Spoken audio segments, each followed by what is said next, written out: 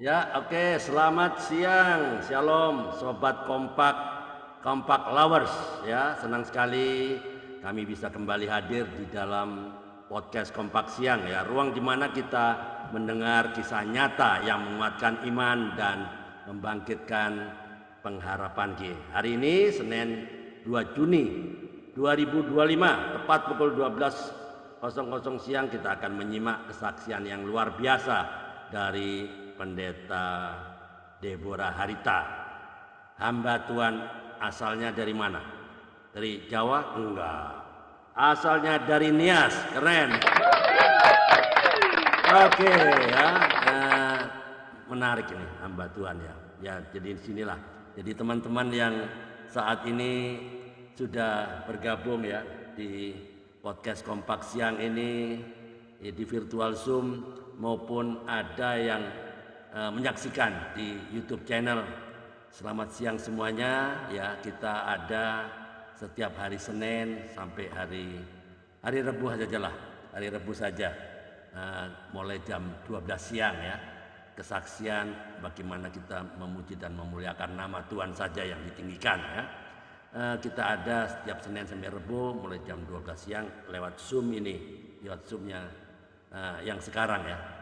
Zoom ini baru karena yang lama kelihatannya ada bermasalah. Oke, jadi bisa tolong teman-teman bisa bagikan link Zoom ini kepada teman-teman yang lain, komunitas yang lain agar banyak orang diberkati ya sesuai dengan amanat agung ya di Matius 28 19 sampai 20, Markus 16 ayat 15 dan Kisah 1 ayat 8 ya, supaya banyak orang menerima keselamatan. Jadi itulah ya kita punya misi ya dari Kompak Podcast ini adalah menjangkau banyak jiwa sehingga ada banyak orang yang diselamatkan. Alright, siang ini kita berkumpul di virtual Zoom ini sengaja karena kita akan mendengarkan ya kesaksian nyata sesuatu yang orang lain nggak mungkin lah ya. Hari ini ya Ibu Deborah Harita ya, saya panggil Ibu Harita aja lah ya. Ya hamba Tuhan ya, asalnya dari Jawa. Bukan, mana ada nama Harita orang Jawa, nggak ada. Nama orang Jawa itu kan biasanya ya Siti atau apalah ya. Ini Harita ini nggak ada orang Jawa. Dari Nias ya, lahir sebagai anak kelima dari 6 bersaudara dalam keluarga Kristen ya. Ibu Harita ini dibesarkan di Nias dan merantau ke Medan demi mencari pekerjaan ya. Ya sempat bekerja lah di restoran, juga di salon kecantikan ya, tapi saat itu ya demi menghemat ongkos ya. Ini antik ini. Dia memilih ibadah ke gereja 2 minggu sekali lah. Kok begitu? Nah, untuk apa singkatnya kita akan dengarkan. Tapi sebelum itu kita boleh berdoa dulu ya. Kita berdoa, kita tunduk kepala, kita berdoa. Bapa di surga, terima kasih untuk hari yang baru, untuk kasih dan penyertaan-Mu yang tidak pernah berhenti. Pada siang hari ini kami bersyukur karena Bapa telah mengatur waktu yang indah ini agar kami boleh mendengarkan kesaksian dari hamba-Mu Ibu Harita. Kiranya setiap kata yang dibagikan menjadi berkat dan kekuatan bagi kami semua. Biarlah melalui pengalaman hidupnya yang penuh mujizat kami semakin percaya bahwa rencana-Mu tidak pernah gagal. Bahkan dalam situasi yang paling gelap sekalipun, urapi acara ini, urapi Ibu Harita yang bersaksi hari ini dari awal hingga akhir.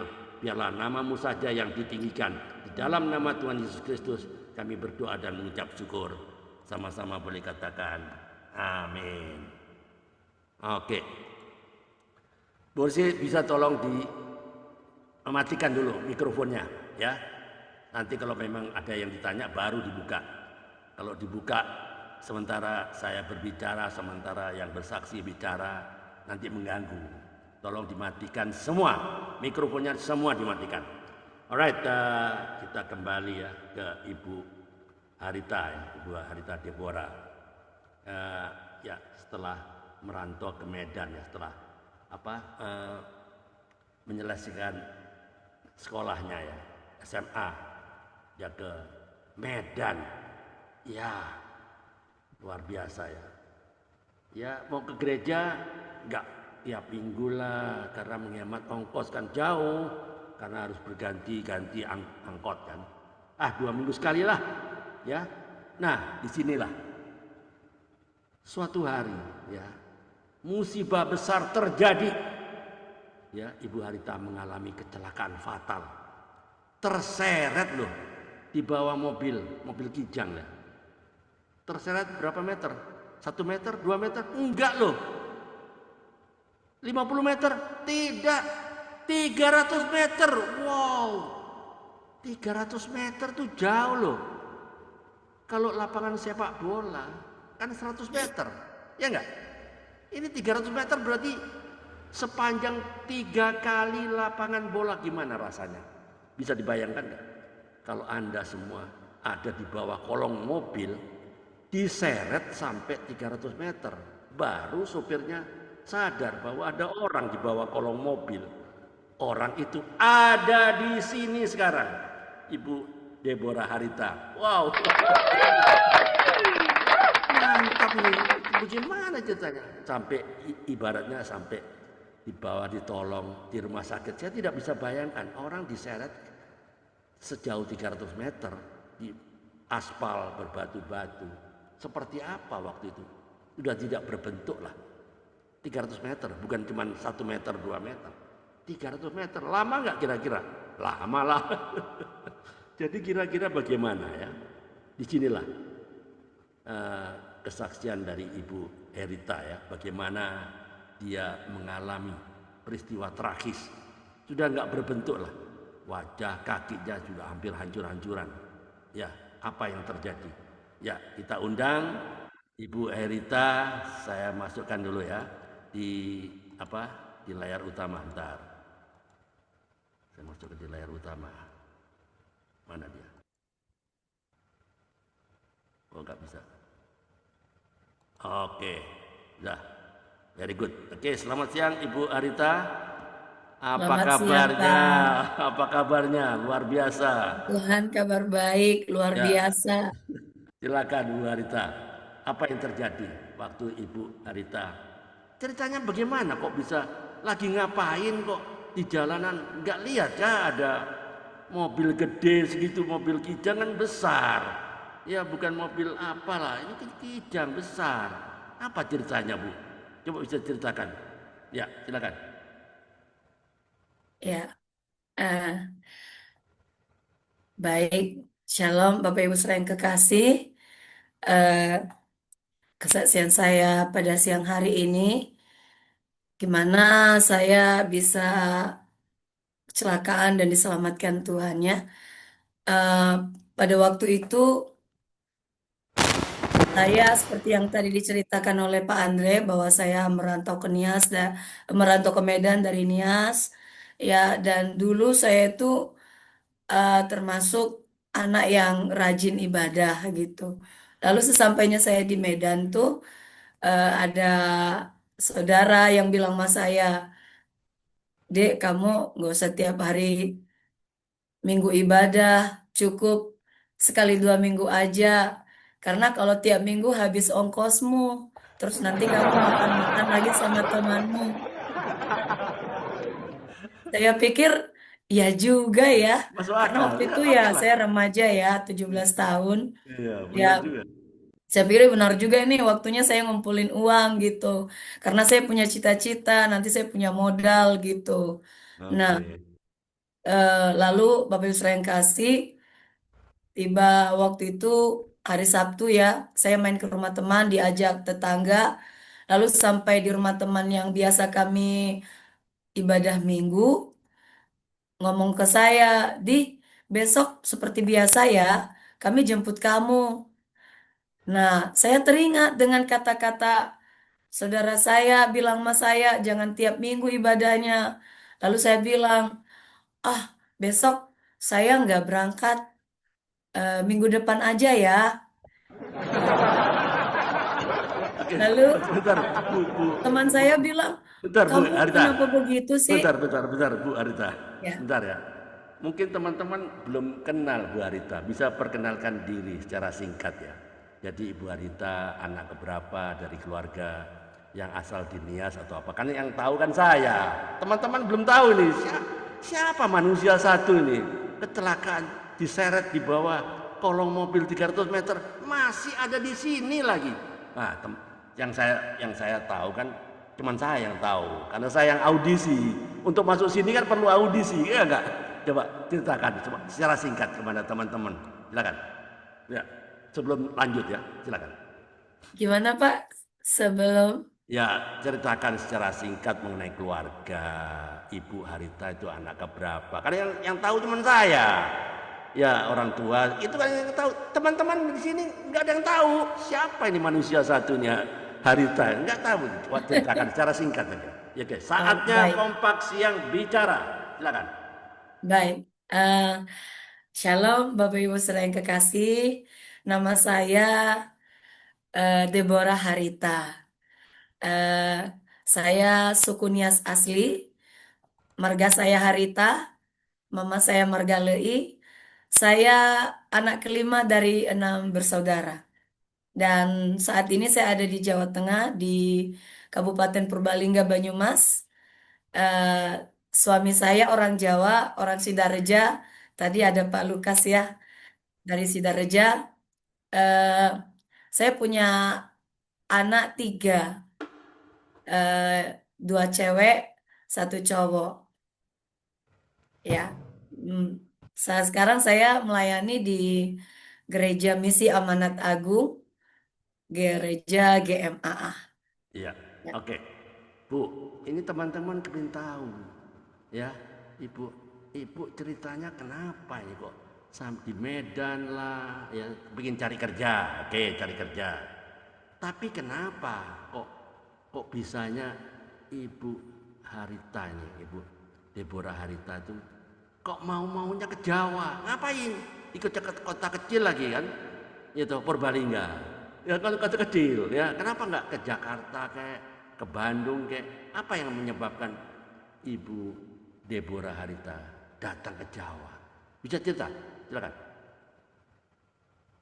Ya, kenapa saya bisa ke Jawa, Bapak Ibu Saudara, itu semua jalan-jalan Tuhan. Setelah saya kenal sama suami saya sekarang ini, ya maksudnya ini suami saya, setelah saya kenalan, waktu itu belum menikah, tapi hanya kenal saja, kenalan saja, dan waktu itu dia mengutarakan isi hatinya kepada saya, lalu saya berdoa, dan awal mulanya saya itu tidak diizinkan untuk ke Jawa. Lalu saya banyak berdoa puasa, berdoa semalaman. Ya, teman-teman di sana, senior-senior di sana tidak ada yang mengizinkan saya karena mereka sayang sama saya. Mereka tidak mau kehilangan saya gitu. Lalu suatu hari ketika kami sedang doa puasa, lalu salah satu dari senior kami, Tuhan berbicara kepadanya dan berkata, Deborah baik keluar dari Nias untuk menjadi berkat bagi suku-suku lain. Amin. Lalu Oke, setelah relax. berdoa, Sebentar ya. Oke, ya, teman-teman mungkin nggak ada yang tahu nih. Nias itu di mana? Orang itu nggak tahu. Oke, saya terangkan ya. Tolong dikoreksi ya, Bu Deborah ya, Ya, Mario, Nias itu ada dekat apa? Sumatera Utara lah ya. Jadi eh, ibu kota yang besar itu Gunung Sitoli kalau nggak salah ya. Ya, ya, Ibu Deborah dari Gunung ya. Sitoli kan? Baik. Saya Oke, silakan. saya asli Nias Selatan. Oh, selatan. Oh, Saya bukan. asli orang Nias Selatan. Oke. Tapi waktu saya diutus pertama eh, membuka sidang pelayanan itu di daerah Gunung Sitoli. Oke. Ya, Teman-teman, jadi sebentar. Teman-teman masih nggak tahu tuh Nias Gunung Sitoli itu apa nggak tahu. Oke. Gunung Sitoli dari Medan tuh harus naik pesawat, Pak. Kira-kira 1 jam, ya enggak? 1 jam. Jadi Nias itu mayoritas penduduknya itu agamanya Kristen loh. Berapa? Berapa penduduknya Nias? Dia lebih besar, lebih banyak penduduknya daripada Purwokerto. Ya, itu ada 1 juta itu loh. 1 juta. Jadi mayoritasnya orang beragama Kristen. Tapi ada juga yang agama lain ya, Islam, Katolik, Buddha, dan masih ada banyak. Tapi problemnya di sana banyak juga yang praktek kepercayaan tradisional leluhur mereka yang sebut Vanomba Adu, bener kan? Vanomba Adu itu apa? Itu pemujaan roh leluhur dengan membuat patung-patung kayu yang diyakini ditempati oleh roh-roh leluhur. Walaupun mereka banyak Kristen, banyak, tapi masih percaya seperti itu. Nah, disinilah orang tua ibu Deborah ini orang asli sana. Jadi adalah kepercayaan seperti itu, ada, bukan nggak ada ya. Walaupun mayoritas penduduk Nias itu sudah memeluk agama Kristen, tapi tradisi dan kepercayaan lokal itu masih tetap dipraktekkan. Ini masalahnya. Namun perlu dicatat ya, pengaruh agama Kristen itu mengubah aspek dari kepercayaan tradisional tersebut ya. Luar biasa ini, ya, Ibu Deborah. Ya, silakan lanjutkan apa yang terjadi dengan Gunung Sitoli, terus kepercayaan terus. Apakah Ya, waktu itu sekolah teologi di mana? Di Medan. saya sekolah teologi di Medan. Ah, Medan. 3 tahun ya? Ya, 3 tahun, 4 tahun? ya sekitar 3 tahun di 3 tahun. Medan. Itu ketemu sama Ya, suami di situ kan? Ketemu suami? eh, Enggak. bukan Pak, tidak ketemu itu di acara Oh, acara lain. lain ketemu sama suami. Oh, ya, oke. Iya, waktu Alright. itu kita ada pertemuan pendeta-pendeta seluruh Indonesia. Nah, disitulah saya bertemu dengan suami saya dan Oke. eh, lalu dia mengutarakan hatinya dan teman-teman tidak ada yang setuju gitu. Dan tadi Oke. seperti yang saya bilang Oke, bahwa Tuhan oke. berbicara kepada salah satu senior dan setelah berdoa dia berbicara, teman-teman kita bertobat. Kita sudah menahan Bu Deborah. Ya. Tuhan berbicara, Tuhan berbicara bahwa Bu Deborah ini lebih baik kita relakan dia untuk keluar dari Nias untuk Oke. menjadi berkat bagi suku-suku lain. Oke. Tuhan mau memakai hidupnya Ya. untuk Oke. menjadi berkat. Ya, Itu kan terjadi setelah kecelakaan dan disembuhkan kan? Ya. Ceritakan waktu Ibu Deborah mengalami kecelakaan yang tragis, yang nggak mungkin lah kalau dipikir-pikir secara manusia normal, nggak mungkin bisa jalan, ya nggak? Waktu itu kakinya kan parah, sampai keroa apa semua ya. Keroa itu bahasa bahasa Ibrani, itu saya pakai bahasa Ibrani. Keroa itu lobang itulah. Lobang, nggak mungkin bisa. Terus saya dengar ada pendeta yang mendoakan, coba imani dengan firman Tuhan di berapa? 2 Petrus 1 2 Petrus 2 ayat 24 ya, kalau nggak salah ya. 24. Nah, 24. Apa yang terjadi waktu Ibu Deborah mengimani, jadi apa yang didoakan oleh pendeta yang membesuk Ibu Deborah waktu di rumah sakit, waktu sedang parah-parahnya? Apa yang terjadi? Silakan. Ya, eh, waktu itu saya kecelakaan itu yang tadi seperti yang disampaikan bahwa eh, saya lari-lari kecil ke jalan, ke arah jalan, karena tadi teman saya ngajak ibadah, tapi saya tidak mau. Saya lari-lari kecil ke jalan, tahu-taunya ada mobil dari sana langsung nabrak saya. Dan anugerah Tuhan, saya ada di tengah-tengah Roda ya, eh, roda ban, roda ban roda motor depan ya. itu. Roda Ya, mobil lah, mana motor? eh, mobil, maaf, Mobil, di tidak ada motor. tengah-tengah kedua Ban ban ya, motor, ban mobil depan depan itu ya. Ya, saya pegang ada besi di depan, saya pegang, lalu badan saya masuk di bawah kolong mobil.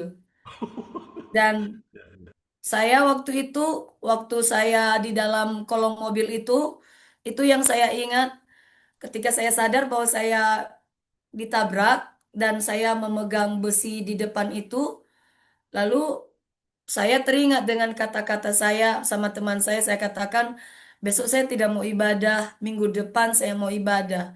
Saya ingat Oh, kata-kata itu dan tiga kali saya teriak dan berkata, ampunin aku Tuhan, ampunin aku Tuhan, ampunin aku Tuhan. Dan setelah saya berteriak,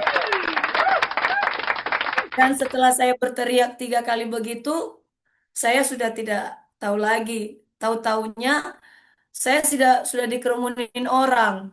Sudah dikerumunin orang, saya kaget kok orang banyak kerumunin saya. Dan setelah itu ada orang yang mengenal saya dan saya minta tolong bang, tolong saya gitu. Lalu dia bilang, iya dek, ayo kita ke rumah sakit. Begitu dia ngangkat saya, 1 langkah, 2 langkah, nggak terasa. Tapi setelah itu, wah ternyata kaki saya ini hancur, jari kaki saya yang sebelah kiri. Dan eh, di situ saya dibawa ke rumah sakit. Setelah saya sampai di rumah sakit, datang polisi, terus nanya keterangan sama saya. Puji Tuhan saya tidak pingsan, Bapak Ibu saudara yang kasih. Hanya di dalam kolong mobil itu aja saya tidak tahu lagi. Tapi setelah saya dijatuhkan oleh mobil itu, karena menurut saksi, itu kan 300 meter mobil itu mencari tempat yang sepi. Karena dia punya rencana, dia sentakkan mobilnya, habis itu dia mundur, dia mau tabrak mati. Tapi wah, ternyata di sudut itu, pas waktu itu lagi musim duren. Lagi musim durian itu, eh, terus ada orang jualan durian dan berteriak, "Woi, ada yang jatuh," gitu. Nah, karena dia dengar suara orang berteriak, lalu dia pergi, tidak jadi nabrak saya kembali. Lalu orang mendekat, ternyata manusia gitu. Dikirain barang yang jatuh dari mobil, saudara. Lalu dia pergi. Jadi saya itu korban tabrak lari tahun 2000. iya, Ya, iya, oke. Korban tabrak lari. Lalu polisi datang, bagaimana itu? Itu akhirnya di penjara atau bagaimana itu? Kasusnya Pak, si orang yang bawa mobil Kijang tadi. Apa ya. jadi?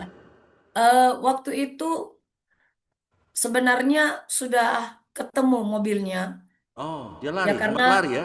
ada Lari. saksi yang melihat platnya, sempat melihat platnya karena agak lama dia. Kan dia sentakkan dulu mobilnya, terus dia mundur mau nabrak saya kembali, tapi Oh, orang oke. sempat lihat. Lalu dia tidak mengaku. Itu mobilnya sudah masuk sebenarnya. Ya, tapi saya kurang tahu waktu itu biasa mungkin karena dia banyak duit, ya akhirnya dia bisa keluar lagi. Dia datang ke rumah sakit dan dia bilang sama saya begini, kamu kok nggak mati gitu. Wow. Dia bilang sama saya begitu, kok kamu kok nggak mati? Nah waktu itu sudah Bapak Ibu Saudara, ingatan saya itu agak sedikit lemah. Goncang Saya ya? Oke. lupa-lupa ingat gitu. Iya. Masa masa kecil saya sempat lupa. Jadi saya nggak bisa berpikir banyak gitu. Saya hanya jawab begini sama dia. Saya tidak tahu Om. Mungkin Tuhan punya rencana dalam hidup saya. Amin. Ya, itu jawaban saya. Siapapun yang bertanya kepada saya pada waktu itu, jawaban saya hanya itu saja. Saya bilang yang saya tahu Tuhan punya rencana. Karena kalau buktinya 300 meter saya diseret mobil, tapi saya masih hidup. Saya percaya Tuhan punya rencana dalam hidup saya. Iya. Gitu. Jadi saya ketawa saja sama dia karena pada waktu itu dia menawarkan uang 2 juta untuk Wah, berdamai. Tapi zaman itu banyak abang-abang ya? saya, Zaman itu banyak ya, 2 juta ya?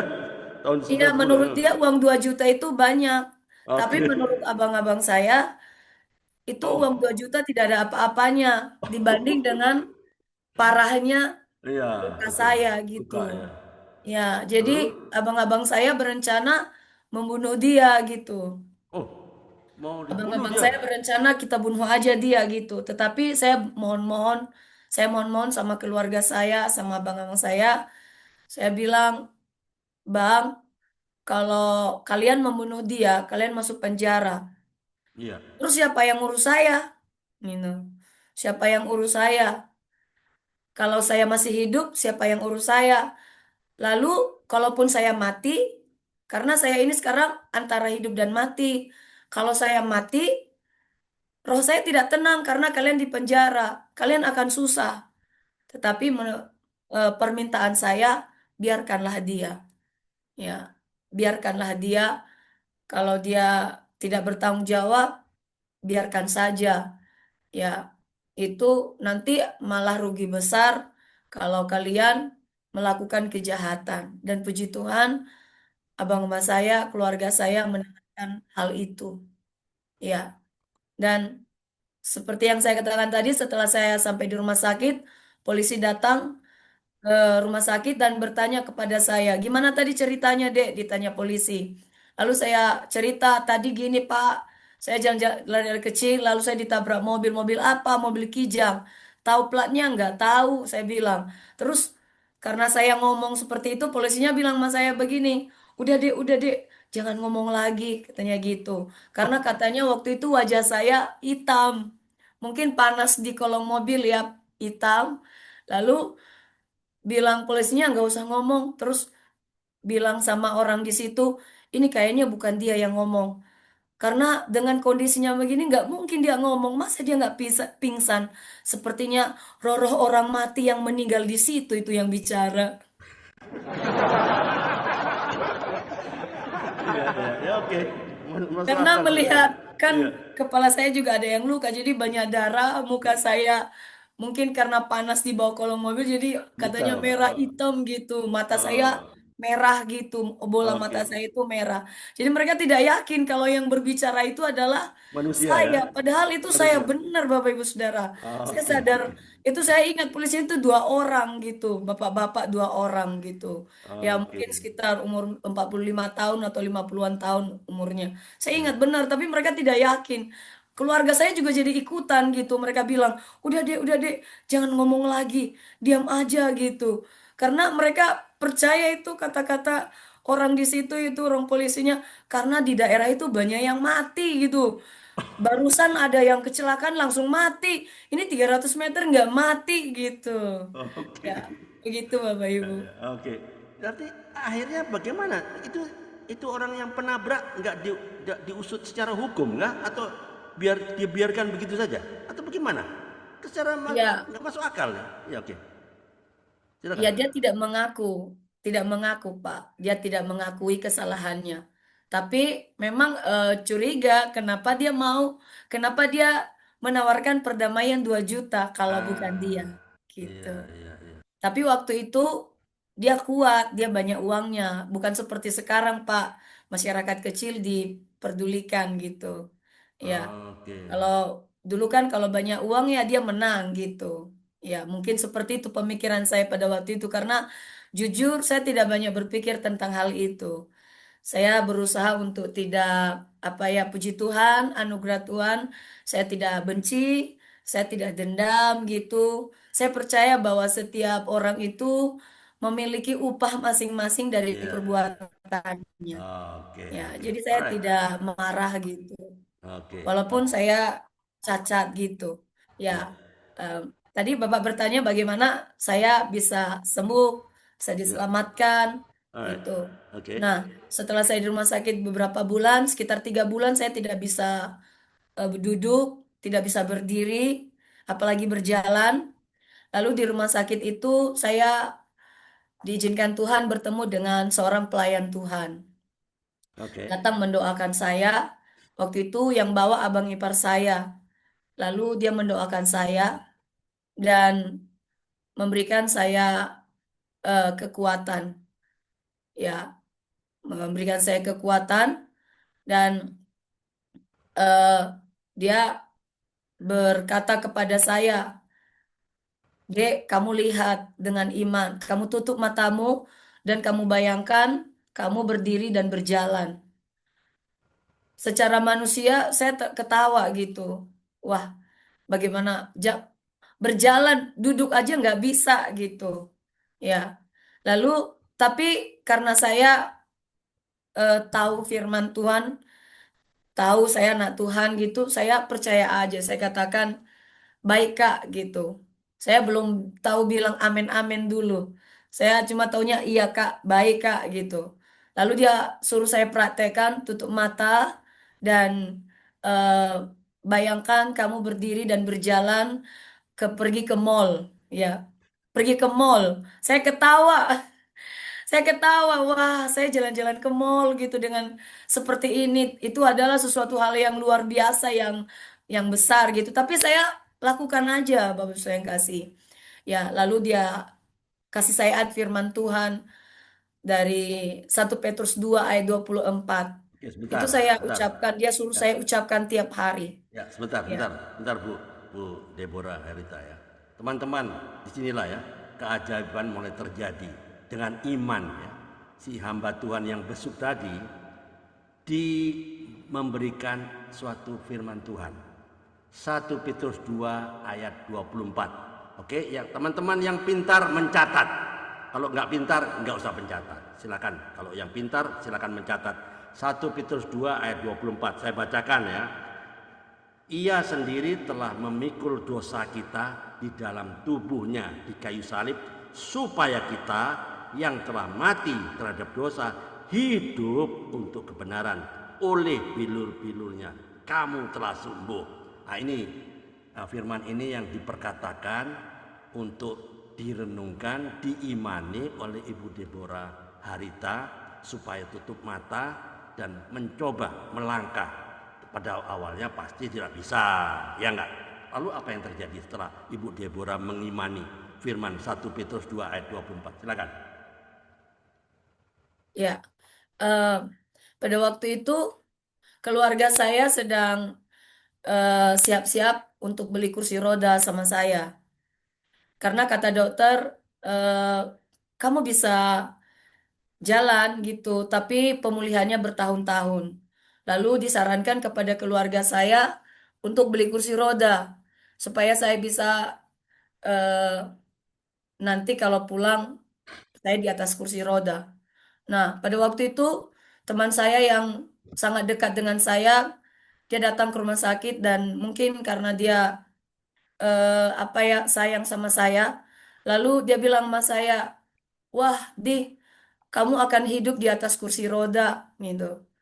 Eh, kalau aku dulu kamu begitu lincahnya, kamu orangnya begitu semangat, wah hidupmu berakhir di kursi roda. Lalu dia bilang sama saya, Di, kalau aku seperti kamu lebih baik mati saja gitu. Nah, lalu saya ketawa gitu. Saya bilang sama dia, gimana caranya supaya saya mati? Gitu. Orang saya juga maunya kalau mati ya mati nggak apa-apa bagi saya. Tapi ternyata aku masih hidup. Lalu gimana caranya mati? Saya bilang. Tapi maaf ya kawan, kalau aku bunuh diri pakai pisau nggak mau sakit. Gitu saya bilang. Terus lalu dia itu marahin saya terus dia julukin kepala saya digituin di kepala saya bilang kamu ya udah mau mati aja masih bercanda aja gitu bagaimana perubahannya kamu. Lalu saya bilang sama dia terus gimana juga, oh gini aja apa kamu mau beliin saya obat terus saya minum biar saya mati, saya bilang begitu. Terus dia itu agak sedikit sebel lihat saya gitu. Dia bilang, kamu ini ya masih aja bisa ketawa gitu. Nah, udah seperti ini pun keadaanmu masih bisa saja bercanda seperti itu. Terus saya bilang, ya seperti inilah keadaannya. Saya hanya menjalani hidup saya gitu. Saya tahu karena dia sayang sama saya sebagai teman akrab. Dan Ya, semua keluarga saya berpikir saya akan duduk di kursi roda, Bapak saya yang kasih. Tapi puji Tuhan, anugerah Tuhan, saya mengucapkan firman Tuhan yang 1 Petrus 2 ayat 24 tadi, saya ucapkan bahwa segala penderitaan saya, penyakit saya, dosa-dosa saya, telah ditanggung oleh Yesus di kayu salib dan oleh bilur-bilurnya saya sembuh. Waktu itu saya belum bisa berdiri, kaki saya ini betis saya, kedua betis saya udah mengecil. Karena berbulan-bulan saya hanya tidur saja, karena banyak sekali luka di tubuh saya, dari ujung kaki sampai kepala, saya punya luka Bapak Ibu saudara yang kasih. Itu sebabnya ingatan saya agak sedikit lemah pada waktu itu, lupa masa kecil saya, karena banyak benturan di kepala saya. Sehingga saya tidak bisa duduk, ya di punggung, di depan, semuanya Bapak Ibu sekalian kasih. Ya, mungkin di sini belum masuk ya Ibu Esther Yulianti, itu besti saya, dia tahu kondisi saya, saudara. Oh iya. Ya, nah jadi waktu itu saya letakkan tangan di kaki saya ini yang sudah mengecil betisnya, dan saya katakan oleh bilur-bilur Yesus, Amin. saya sembuh. Oleh bilur-bilur Yesus saya bisa berdiri. Oleh bilur-bilur Yesus saya bisa berjalan. Amin. Hari pertama saya turun di tempat tidur, saya tidak berhasil karena ada luka di betis saya sebelah kiri ini yang kroak gitu. Ya dagingnya ini dan uratnya ada yang mungkin terluka juga. Nah, ketika saya berdiri karena sudah 3 bulan lebih saya tidak berdiri, ketika saya berdiri tiba-tiba ada darah eh, mengalir dari luka betis saya ini dan itu penuh di lantai. Lalu saya pingsan. Melihat darah di lantai itu, saya pingsan. Saya nggak kuat. Lalu itu gagal. Itu hari pertama. Hari keduanya, saya hanya mampu berdiri sebentar karena kaki saya itu nggak kuat eh, terapa di lantai ya, menginjak lantai. Itu hari kedua. Hari ketiganya, saya memegang Sebentar Bu, tempat sebentar tidur. Bu. Bu Deborah, Ibu berdiri di tempat tidur rumah sakit apa? Lagi itu apakah ada yang menolong, ada yang mendampingi atau Ibu sendirian aja?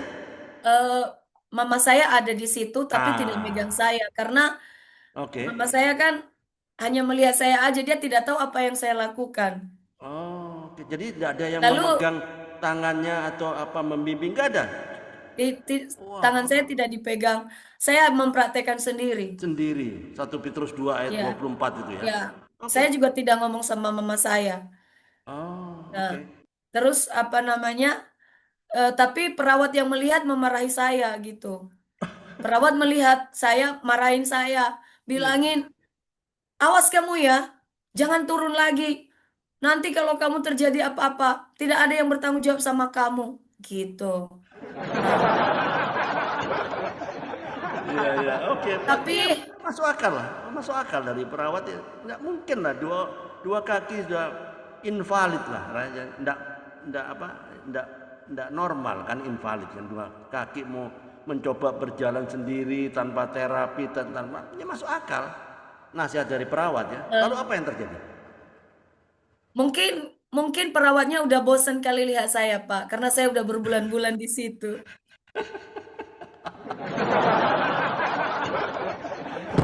Iya, iya, iya. Oke. Kami di ruangan itu bermacam-macam, Pak. Ada yang kakinya patah, mata kakinya itu yang tulang di atas mata kaki itu patah. Jadi kakinya digantung, ada yang pahanya patah, terus kakinya juga digantung. Jadi di situ kita satu kamar itu udah berbulan-bulan. Jadi kita pernah Oke. bercanda-bercanda gitu. Kita bilang, ayo kita urus KTP aja yuk di sini. Jadi penduduk Rumah Sakit Pringadin Medan. Itu saking lamanya kita. Di situ, Ya, KTP di situ rumah ada sakit ya. oma-oma, mungkin dia dari panti jompo. Terus Oke. dia itu di rumah sakit itu berbulan-bulan bersama kami, kami candain dia. Kami candain karena dia agak-agak pikun gitu. Terus kami bilang, "Oma, ayo urus KTP, nanti Oma dipecat jadi penduduk Rumah Sakit Pringadin." Oke, sebentar Bu Deborah. Ini teman-teman, perhatikan ya. Cara berpikir Ibu Deborah ya. Sesuai dengan Amsal ya. Hati yang gembira adalah obat.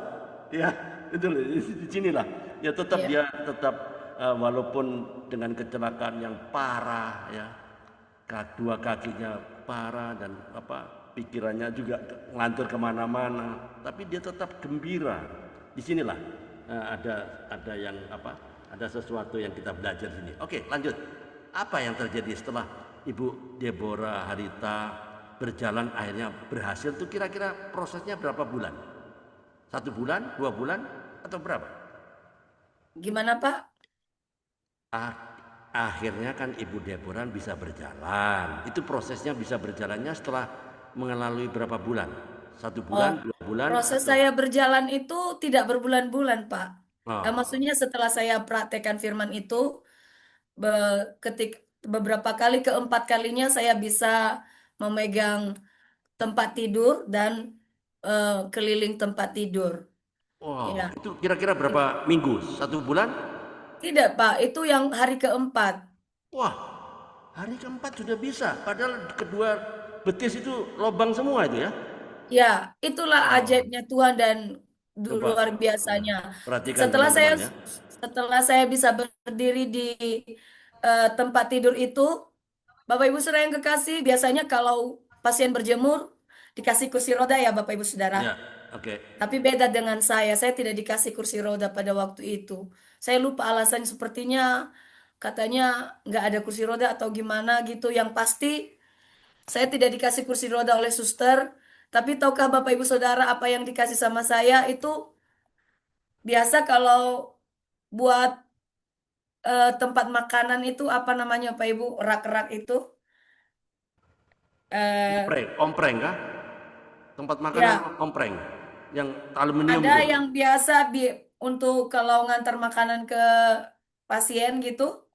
Nah, itu saya pegang itu Oh, untuk bisa meja yang berjalan. ada rodanya itu ya. Ya, Meja yang ada rodanya. ada. Oh iya iya, saya Nanti tahu, saya tahu. suaranya duk duk duk duk, suaranya Ya, itu keras gitu. Kalau ya. lewat kan, kalau itu lewat kan tahu gitu jalan gitu ribut Duduk-duduk ya ya. apa. Ya. Ya itu saya Oh, waktu pakai itu itu. tidak Oke. belum bisa pakai baju karena luka. Jadi saya cuma pakai sarung. Pakai sarung itu diikat diikat di leher gitu. Terus udah gitu aja, cuma diikat sarung di leher, saya belum bisa pakai baju. Dan saya dorongan nasi itu sampai keluar. Oke, Ada oke. ada dulu perawat di sana namanya Bang Sitorus bertemu dengan saya, lalu sedikit mungkin dia sayang kali sama saya. Ya, mungkin saya tidak tahu apa maksudnya dia, tapi dia rajin ke kamar saya. Lalu ketika melihat saya seperti itu, saya cuma pakai sarung, saya tidak bisa pakai baju, lalu saya keluar mendorong rak nasi itu.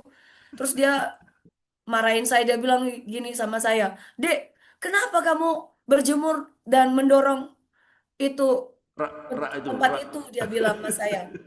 Terus dia Oke. bilang sama saya, "Kamu nggak malu karena rambut saya dikepang?" Waktu saya masuk rumah sakit, rambut saya masih pendek. Tapi setelah saya 3 bulan, rambut saya udah bisa diikat. Saya dikepang sama mama saya, dan dengan pakai sarung aja diikat, rambut dikepang, mungkin bagi dia lucu gitu. Kamu nggak malu ya, rambut dikepang, pakai sarung doang. Kamu keluar gitu. Kamu keluar untuk jalan, untuk berjemur katanya gitu. Tapi Bapak Ibu sering kasih, saya juga tidak tahu kenapa waktu itu ya saya tidak malu, saya tidak takut, saya tidak cemas. Saya hanya menjalani hidup saya setiap hari gitu. Apa adanya, dan saya tetap sukacita Bapak Ibu sekalian kasih. Saya percaya itu adalah kekuatan daripada Tuhan. Ya. Saya percaya itu adalah anugerah Tuhan dalam hidup saya. Amin, amin. Saya hanya Oke. tertawa. Ya. Oke, sebentar. Waktunya nggak banyak ya. Prosesnya di rumah sakit tuh berapa bulan dengan sakit yang parah itu? Kira-kira berapa bulan? 3 bulan kah? Sekitar Kira-kira 3 bulan, Pak. sekitar 3 bulan. Akhirnya, akhirnya bagaimana? Bisa jalan ya? Bisa jalan, Pak. Oke, bisa jalan. Saya mau potong sedikit ya, karena waktunya nggak banyak.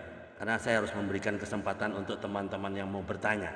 Nah, pada waktu sudah sembuh, keluar dari rumah sakit, apakah Ibu Harita punya pikiran, saya mau membalas kebaikan Tuhan yang sudah menyembuhkan saya sudah bisa jalan seperti biasa, betul? Tidak, Pak. Saya Oh tidak belum. pernah punya pikiran untuk membalas dendam atau Enggak, jangankan bukan, balas bukan, dendam, bukan. benci Dengar, aja dengar, tidak. dengar, dengar dulu perkataan saya. Untuk membalas kebaikan Tuhan, untuk membalas anugerah Tuhan yang luar Oh, biasa, maka Ibu Herita punya perasaan saya mau membalas kebaikan ini dengan mau melayani Tuhan dengan sepenuh hati. Saya mau belajar ke sekolah teologi. Apakah begitu waktu itu? ya, Ya, saya punya hati seperti itu, Pak. seperti itu. Oke. Setelah saya keluar, eh, seperti yang oh tadi saya lupa bahwa ada anak hamba Tuhan, pelayan Tuhan yang bertanya kepada saya, setelah kalau nanti kamu bisa sembuh, bisa jalan, maukah kamu jadi hamba Tuhan? Gitu. Oh, keren. Waktu saya masih di rumah sakit, saya nggak ngerti apa arti kata-kata itu. Tetapi setelah saya keluar dari rumah sakit, saya ingat kata-kata itu. Dan saya tahu bahwa saya bisa berjalan, saya bisa hidup, itu adalah karena Tuhan. Anugerah Tuhan. Dan saya tidak bisa membalas kebaikan Tuhan. Dan saya juga tahu bahwa hidup saya itu berarti hanya bagi Tuhan. Karena Amin. bagi dunia saya ini sampah. Karena tubuh saya menurut manusia fisik saya udah cacat. Ya, kaki jari kaki saya sebelah kiri ini udah diamputasi. Kaki kiri saya tidak punya jari, Bapak Saudara, sudah diamputasi. Oh, oke, Ya. oke. Ya, Dan sehingga setelah saya keluar dari rumah sakit, saya mencari kakak yang melayani saya di rumah sakit dan saya ibadah.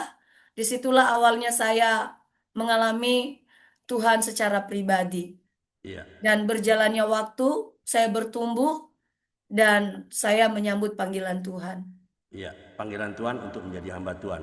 Jadi Ibu, Bu Arita mau bersekolah teologi supaya menjadi melayani Tuhan sepenuh waktu, betul? Sep- Gimana? Saya sekolah pendeta sepenuh waktu. Ya, makanya mau melayani Tuhan sepenuh waktu harus sekolah Alkitab atau sekolah pendeta, sekolah teologi ya, betul? Eh, tidak, Pak. Tidak. Saya sekolah Bagaimana? pendeta itu sore Ya, karena sore. eh, tidak ada yang mendukung saya secara finansial pada waktu Oke. itu. Ya, ada komentar nggak dari orang tua, mama atau papa? Kenapa sekolah pendeta ini? Ada apa ini? Ada komentar nggak? Atau ada hambatan dari orang tua waktu itu? Oh, ada, Pak, besar. Pasti. Coba ceritakan secara singkat. Karena nggak banyak waktunya. Saya harus berikan kesempatan untuk teman-teman yang rindu untuk bertanya nih. Silakan. Apa? Apa? Ya, Silakan. eh, saya ditantang oleh keluarga Apa itu?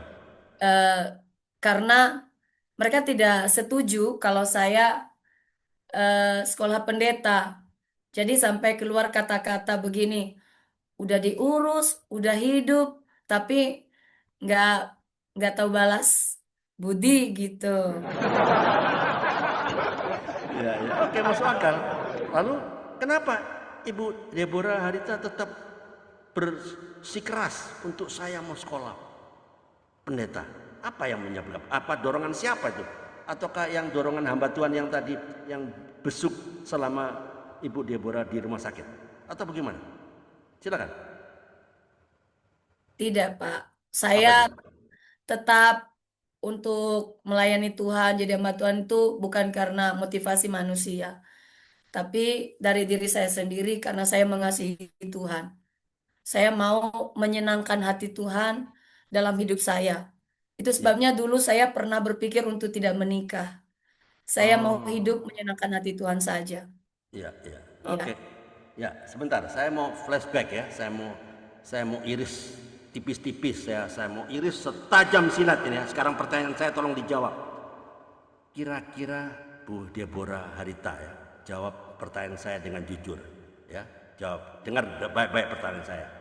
Ibu Deborah mengalami kecelakaan tragis gara-gara Ibu Deborah menolak untuk ke gereja setiap minggu, 2 minggu sekali, ya. Ibu Deborah mau lari sepertinya itu, sehingga terjadi kecelakaan. Kira-kira Bu Deborah, kalau tidak ada kecelakaan, kira-kira tidak ada kecelakaan, Ibu Deborah tetap ajalah 2 minggu sekali ke gereja. Kira-kira Bu Deborah mungkin tidak sekolah pendeta. Kira-kira bagaimana? Silakan jawab pertanyaan saya Ya, dengan jujur. mungkin saja tidak, Pak. Nah, ini betul-betul jujur.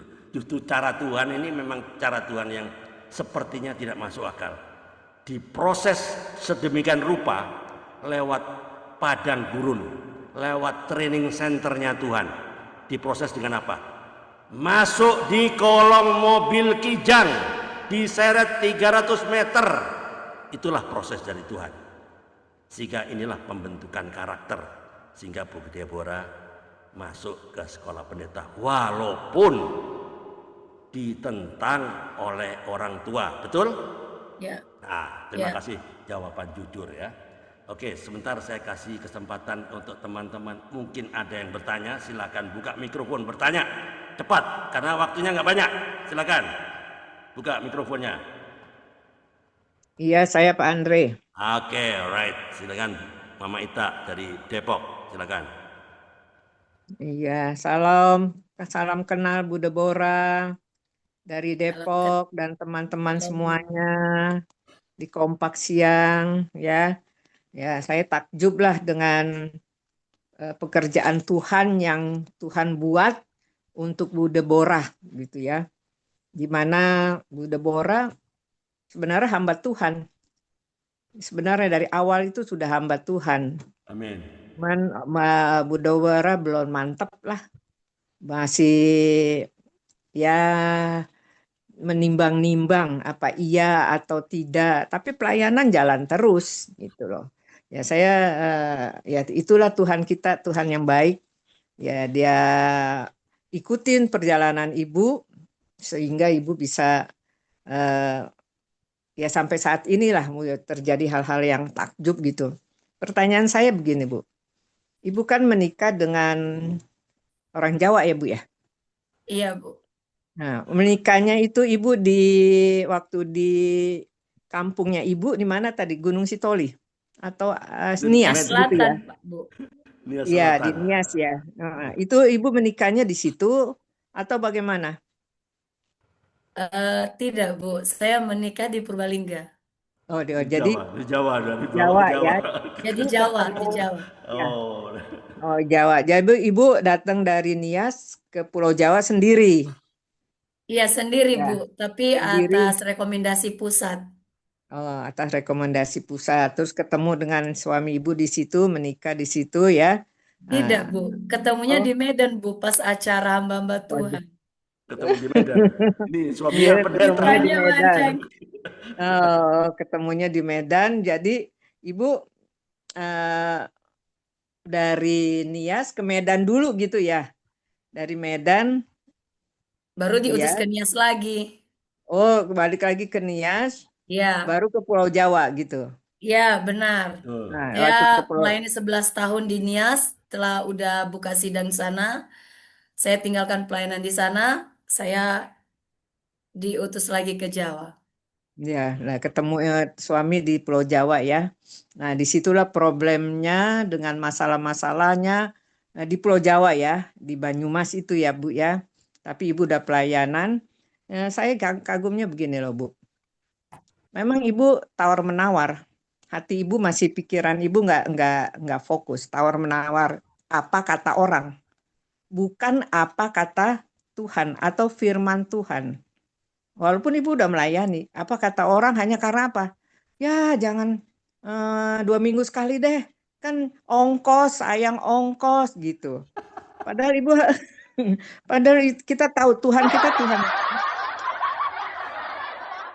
kita tahu Tuhan kita Tuhan yang dahsyat, Tuhan yang Amin. mencukupi, Yehova Jireh, kan begitu. Tuhan yang menyediakan. Tapi akal akal pikiran Ibu berkata lain karena pengaruh orang. Akhirnya disitulah Tuhan tunjukkan kuasanya. Ibu masih selamat. Ceritanya 300 meter. Waduh, 300 meter tuh Jauh jauh ya. juga tuh, Bu. Jauh. Iya. Heeh. Tapi Ibu bayar harga sekali di situ tadi di rumah sakit sekian bulan sampai mengecil kakinya, bahkan ada jari yang hilang dan sebagainya gitu.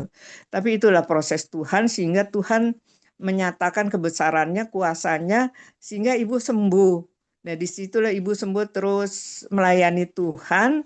Dan tadi saya tanya dia, Pak Andre nanya, apakah dari situ ibu ada niat untuk sekolah Alkitab? Tidak, katanya gitu. Karena saya belum mengerti dan sebagainya, bla bla bla bla lah gitu. Nah, disitulah saya hanya begini, pertanyaan saya kedua. Di pertanyaan kedua itu, eh ibu kurang peka ya. Kalau saya bilang ibu kurang peka, sehingga ibu bertanyanya tuh tanggung gitu loh. Padahal ibu udah dibawa banyak lah permasalahan ibu. Tapi kepekaan itu ibu kurang nangkep, kurang apa. Tapi Tuhan itu maha baik. Tuhan itu baik sekali. Sehingga ya ditangkap lah. Ditangkap akhirnya ibu diluruskan dengan menikah. Terus ya dari situ proses-proses ibu untuk menjadi hamba Tuhan terjadi gitulah. Pertanyaan saya kira-kira tahun berapa itu tuh Bu?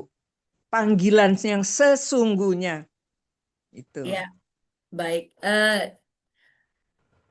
Maaf, Mbak Ibu, saya Iya. kecelakaan itu waktu saya di Medan, bukan di Jawa. Oh, ibu nggak Eh, bilang. ya, itu saya masih Hmm. remaja, umur 17 tahun. Oh, saya salah tafsir. Saya pikir Bukan ada ya, di Pulau bukan. Jawa. Ya, Bukan, lanjut lanjut Bu. bukan. Mm-mm. Saya belum jadi hamba Tuhan di situ, Ibu. Saya Hmm. belum jadi pendeta. Tapi saya udah melayani di sekolah minggu.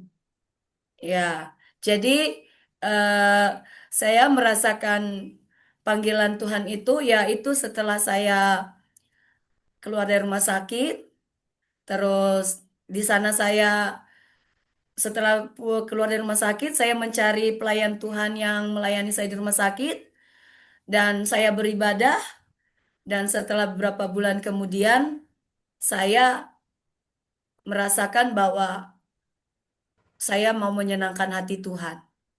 Jadi itu Hmm. sekitar tahun 2022. Tahun 2000, tahun 2000, 2001, 2002, Bu.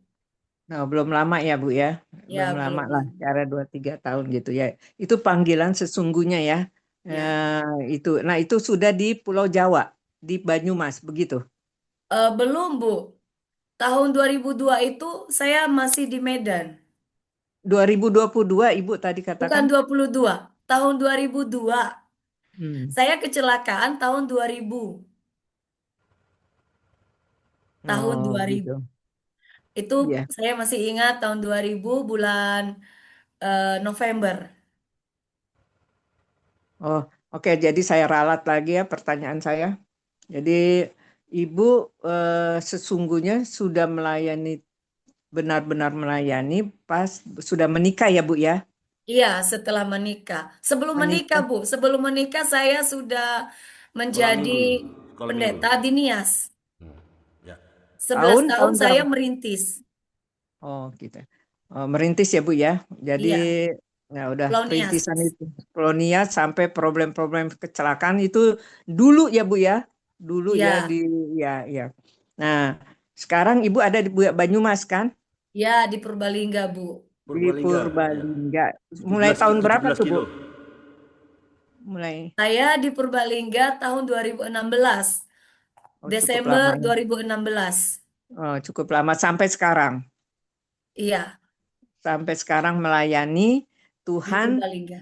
Iya, di Bu. Purbalingga bersama suami ya. Bersama suami. Tapi kami sekarang pisah pelayanannya, Bu. Baru Waduh. 1 tahun ini suami saya diutus buka pelayanan lagi di Jogja. Jadi saya pegang Purbalingga, suami saya merintis ke Jogja. Oh, puji Oh, Tuhan, keren, ya keren. Tuhan, dengan kejadian demi kejadian Ibu kuat, terus akhirnya Ibu dipercayakan untuk melayani, bahkan terpisah ya, dengan terpisah sehingga puji Tuhan berkembangnya Bu ya, gereja itu. Kira-kira di gereja apa ya Bu pelayanan itu? Gereja Misi Amanat Agung, Bu. GMAA. Oh, Ada, GMAA ada ya, di flyer, Banyumas. Mama Ita, di flyer ada itu. GMAA. Oh, Saya tulis oh kan? gitu. Saya tulis. Oh iya iya iya. Ya. Ya, Ya, puji Tuhan Pak Andre, Oke, pertanyaan saya cuma sedikit itu aja karena saya lihat mantap. mujizat besar di pelayanan-pelayanan Bu Deborah sangat saya takjub dengan Tuhan kita yang kita sembah. Itu aja Pak Amin. Andre. Oke, terima kasih. Mantap. Alright, oke, ada teman-teman yang mau bertanya, silakan buka mikrofonnya dan bertanya. Saya berikan kesempatan. Silakan. Ada, buka mikrofonnya. Halo, nggak ada bertanya. Oke, kalau gitu saya yang bertanya. Saya, Pak. Oh, ada yang bertanya. Siapa? Oh, Bu Ati kah? Bu Ati Ambon Ya, ya? ya. Silakan, Bu Ati. Selamat siang Oke. Ambon. Halo, Ibu Apa, Pendeta apa kabar Deborah. Pak Peda? Apa Shalom kabar? Ibu.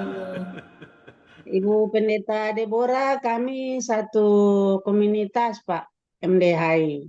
Oh, oke, oke. Very good. Iya. Jadi saling kenal lewat online, ya. Setelah dengar kesaksian Ibu ini tidak beda jauh dari saya pernah kecelakaan juga 2017. Nah, kaki sebelah kiri, sebelah kanan patah. Tapi puji Tuhan ya, saya bisa jalan kembali. Kalau tadi dengar ibu sampai diamputasi jari. Kalau saya ya puji Tuhan, eh, dokter operasi sehingga saya jalan seperti biasa. Cuma sampai hari ini pen tidak dibuka. Jadi ada 11 buah pen di kaki ini. Jadi saya sulit untuk duduk jongkok. Ya, seperti itu. Nah, eh, hal ini ya, kecelakaan ini juga membuat perasaan kita ya, Ibu. Apa ya, awalnya anak mantu bilang begini, Mak, harus pakai rok panjang. Harus pakai rok panjang saja supaya tutup itu bekas luka. Terus saya bilang, "Ay, ngapain mau pakai rok panjang?" Ya. Hmm, nggak biasa lah, jangan mau roba-roba penampilan, biar aja. Itu kan kecelakaan, bukan berarti kita ada kejahatan apa, seperti itu. Nah, saya mau tanya Ibu, perasaan ini kan pasti muncul karena eh, saya kecelakaan di 2017 itu kan suami sudah meninggal 2013. Lalu saya kecelakaan di 2017. Setelah sembuh 6 bulan saya lepas tongkat lalu jalan. Ya, tidak sedikit lah orang yang mau dekat-dekat. Tapi saya sudah rasa minder Bu dengan apa ya. Saya pikir siapa yang mengurus istri yang kaki gitu. Nah, gitu Bu. Jadi saya rasa bangga sekali dengan Ibu Pendeta ya. Ya Tuhan sediakan yang terbaik luar biasa untuk Ibu itu. Sehingga ya bisa dapat jodoh yang baik, sama-sama melayani. Ya, kalau saya ya seperti itulah. Banyak yang datang, tapi saya sudah rasa apa dengan kaki yang ada, sehingga sampai hari ini, Bu, saya biar begini aja, melayani sama-sama sudah di MDHI. Seperti itu, Bu. Terima kasih.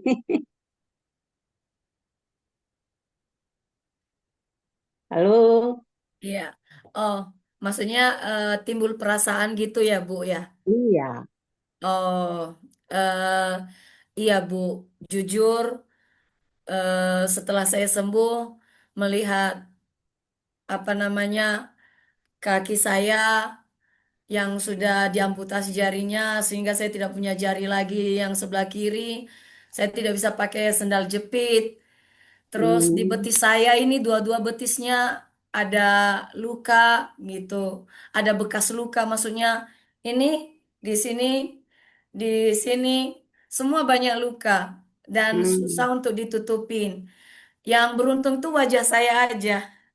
iya. Puji Tuhan wajah saya masih tidak luka ya. Ini Sebagai manusia ada cantik-cantik. timbul Bu rasa perasaan minder. Iya. Ya itu udah pasti apalagi pada waktu itu saya masih eh, Bagus. apa ya Iya. belasan tahun gitu. Iya. Ya. Bahkan ketika saya melihat wajah saya pertama sekali di kaca, karena berbulan-bulan saya tidak diizinkan berkaca, karena mereka Hmm. melihat perubahan wajah saya itu histeris gitu. Saya histeris, saya berkata, tidak, ini bukan wajah saya gitu. Hmm. Ya, tetapi setelah saya mengalami Tuhan secara pribadi, di situ saya eh, punya pengharapan, Bu. Ya, Iya. kan ada firman Tuhan yang berkata begini, Bu, lebih baik dengan satu mata masuk sorga, gitu, atau timpang masuk sorga. Jadi di situ saya mengambil satu hikmat bahwa eh, hidup itu tujuannya adalah masuk sorga. Ya, Hmm. hidup saya tujuannya bukan untuk dunia ini. Dan tujuan hidup saya adalah ke sorga. Jadi dengan saya cacat, banyak bekas luka, walaupun saya lahir tidak ada bekas-bekas luka, bahkan gak ada tai lalat gitu di tubuh saya gitu. Put, ya puji Tuhan saya lahir kulitnya putih gitu ya. Tapi ketika saya kecelakaan, saya harus banyak bekas luka, bahkan ada flek-flek di kulit saya gitu. Tapi setelah saya tahu firman Tuhan itu, saya memiliki pengharapan kepada Tuhan. Jadi di situ saya memiliki hati untuk mau menyenangkan Tuhan saja. Dan sempat juga saya tidak mau menikah gitu. Karena saya berpikir kalau laki-laki yang mau sama saya kasihan. Karena jari kaki saya nggak ada ya. Terus selain daripada itu, ya mohon mohon maaf Bapak Ibu sering kasih, di bagian saya juga ada, di bagian depan saya itu ada yang luka juga gitu. Bahkan di perut saya, karena saya diseret mobil, jadi perut saya itu digilas, terseret di aspal Bapak Ibu Saudara. Jadi saya itu seperti, luka saya itu seperti pakai selempang. Itu sebabnya ketika saya hamil anak saya, orang heran. Dan ada teman saya yang tidak percaya di Nias, karena saya hamil di Jawa, dia di Nias tinggal. Jadi dia bilang sama saya, aku nggak percaya, gimana caranya kamu hamil? Kenapa perut kamu bisa besar, padahal bekas lukamu itu kayak kena, kayak pakai selempang gitu. Sepertinya tidak mungkin gitu. Tetapi saya katakan, itulah kuasa Tuhan. Itulah mujizat Tuhan. Jadi Bu, itu yang membuat saya percaya diri. Karena saya memiliki Amin. tujuan hidup adalah untuk kerajaan sorga. Dan karena Amin. saya memiliki tujuan hidup demikian, lalu tadi saya bilang saya sempat tidak mau menikah, tapi saya dijamah Tuhan gitu. Dengan masukan-masukan dari teman-teman, mereka berkata bahwa kamu hamba Tuhan, kamu gembala, kamu butuh seorang bapak gembala gitu untuk melayani, untuk menemani, untuk menjadi bisa sama-sama melayani. Akhirnya saya membuka hati saya dan saya berdoa kepada Tuhan. Lalu saya mendapat suatu hikmat dan pewahyuan bahwa saya hidup itu bukan kehendak saya, Hmm. tapi saya hidup kehendak Tuhan. Akhirnya saya bersama Tuhan, saya katakan, Tuhan, saya mau berjalan di dalam kehendak-Mu dan dalam rencanamu. Kalau Tuhan buat saya jodoh, Tuhan pertemukan saya dengan orang yang bisa menerima saya. Dan kalau tidak, saya juga tidak apa-apa. Itu sebabnya dulu saya tidak pernah pusing dengan orang berkata saya udah berumur tidak menikah gitu. Saya tidak pernah stres. Karena kenapa? Karena saya punya tujuan hidup untuk sorga. Saya katakan menikah tidak menikah tidak ada jaminan untuk menikah tidak dijamin bahagia dan tidak dijamin ke sorga. Itu keteguhan iman saya, Bu. Jadi akhirnya saya percaya diri dan yang juga dulu ada hamba Tuhan yang bilang sama saya, waktu dulu saya suka pakai celana panjang kan, Bu. Terus ada hamba Tuhan tegur saya gitu. Dia bilang, Bor, kamu jangan menutupi lukamu. Itu namanya sombong loh, Bor, gitu. Hati-hati, Bor. Kamu sedang diintip. Itu namanya kesombongan. Lalu saya pikir iya juga ya. Lalu setelah itu saya tidak mau nutupin lagi. Sekarang saya berani pakai rok, rok di bawah lutut, nggak masalah. Saya pakai rok di bawah lutut. Orang lihat betis saya apa adanya. Teman-teman saya juga puji Tuhan bilang sama saya, kenapa kamu harus menutupinya, Bor? Kalau orang mau terima kamu ya silakan. Orang tidak mau terima kamu, kenapa harus kamu mikirin orang? Kamu tidak perlu mikirin orang. Kamu harus jadi diri sendiri. Kamu adalah anak Tuhan, kamu adalah hamba Tuhan.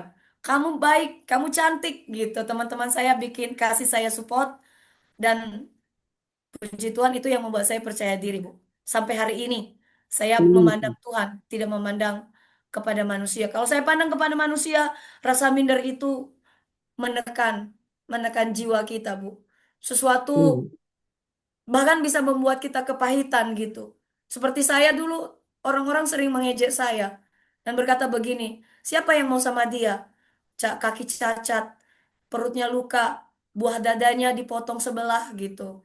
Nah, karena ya jujur, eh, apa ya, sebagian terpotong saudara karena kecelakaan itu, buah payudara saya yang sebelah kiri ini gitu terpotong dagingnya sebagian gitu. Jadi orang-orang sering ngejek saya dan mengatakan demikian, siapa yang mau sama dia, dan kalaupun dia menikah mana mungkin dia punya anak, orang perutnya itu digila apa, terseret di aspal, mungkin perutnya udah terbalik-balik dan sebagainya. Itu membuat satu kepahitan, tetapi puji Tuhan saya selalu berkata bahwa hidup saya adalah milik Tuhan gitu. Saya tidak melihat manusia, saya memandang kepada Tuhan. Walaupun manusia banyak yang meragukan saya gitu. Banyak yang membuli saya, banyak yang ngejek saya gitu. Tapi saya tidak mau peduli dengan kata-kata mereka. Karena saya tahu tujuan hidup saya adalah untuk kerajaan sorga. Seperti firman Tuhan tadi, lebih baik dengan eh, apa mata satu masuk sorga daripada utuh tapi masuk neraka. Dan saya tahu bahwa Tuhan punya rencana dalam hidup saya, sehingga saya percaya diri, Bu. Saya nggak minder lagi. Itu yang Iya, saya Ibu. buat. Makasih, Bu. Dan saya memang saya simpulkannya waktu di MDHI saya sudah dengar Ibu punya kesaksian sekilas ya. Jadi saya simpulkan bahwa Tuhan itu punya rencana mau pakai kita dengan kita harus melewati ujian yang sangat luar biasa. Tuhan berikan bagi orang lain agak-agak ringan. Kenapa? Bagi kita yang harus dipakai untuk mengabarkan kabar kesukaan bagi banyak orang kok ujian yang luar biasa seperti itu kita harus patah, hancur-hancur dan sebagainya. Jadi saya simpulkan untuk diri saya ini karena kami di Protestan itu 3 tahun, 4 tahun di satu jemaat mutasi, mutasi. Jadi ya saya penurut sekali. Kalau SK datang mutasi ke jemaat lain, ya saya jalan begitu. Jadi bagi saya simpulkan mungkin Tuhan uji saya. Kalau kaki patah, datang SK mutasi, saya mau jalan apa enggak? Seperti itu. Nah, karena kaki sudah patah ya biar aja di satu jemaat, padahal enggak. Kalau SK datang, saya tetap jalan. SK datang, saya tetap jalan. Jadi saya pikir itu cuma Amin. ujian, ujian tapi terlalu luar biasa ujian sampai kita patah-patah begini. Puji Tuhan, kita melayani sampai sekarang. Terima kasih, Bu. Amin. Oke, terima kasih Bu Ati. Luar biasa. Ya. Oke, ada lagi yang mau bertanya silakan buka mikrofonnya. Silakan. Halo Bu, Ya, Shalom, silakan. Pak. Ya, silakan. Siapa ya ini? tentunya setiap kita memang memiliki proses yang berbeda-beda. Saya hanya ingin bertanya seperti ini Bu. Ya. Tentunya ketika Tuhan memproses Ibu lewat kecelakaan dalam batin ya, mungkin kan ada perasaan campur aduk lah ya. Mungkin beberapa orang juga bisa menyalahkan Tuhan dan sebagainya. Ketika Ibu kecelakaan itu, ya, kapan Ibu ada dalam satu titik menyadari bahwa oh ternyata ini proses Tuhan untuk saya dan pada akhirnya Ibu bisa berdamai dengan keadaan gitu. Karena saya sendiri juga mengalami banyak proses ya. Cuma saya beberapa kecelakaan besar ya, cuma saya bersyukurnya ya nggak apa-apa. Beberapa kali kecelakaan ya hanya lecet-lecet saja gitu. Lah Ibu kapan bisa menerima oh iyalah memang ini proses Tuhan untuk saya, sehingga pada akhirnya ibu mengambil sebuah keputusan, ya udah Tuhan lah, saya mau menerima prosesnya Tuhan gitu.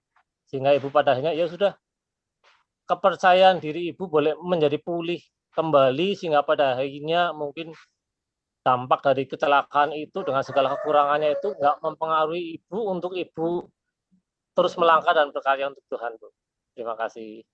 Ya, eh, mungkin kalau secara manusia mungkin bisa punya pertanyaan, kenapa Tuhan ini terjadi bagi saya gitu. Nah, karena kalau saya lihat orang tua saya juga majelis, mereka melayani, bapak ibu saya itu majelis gitu, dan mereka termasuk orang yang baik menurut saya. Ya, baik, bukan orang yang suka kedukun, bukan orang yang, pokoknya menurut saya mereka orang tua yang baik. Tapi kenapa hal ini terjadi kepada saya gitu? Eh, tapi puji Tuhan Pak, saya tidak menyalahkan Tuhan.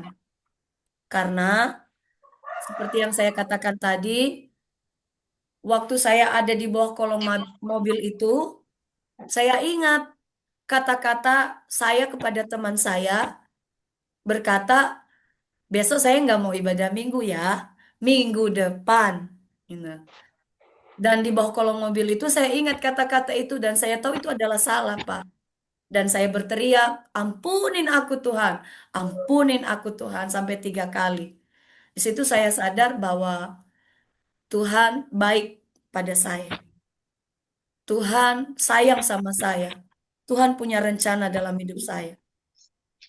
Itu jadi saya tidak menyalahkan Tuhan, Pak. Karena sesungguhnya saya menyadari saya ini dari kecil dididik oleh orang tua saya untuk selalu setia ibadah.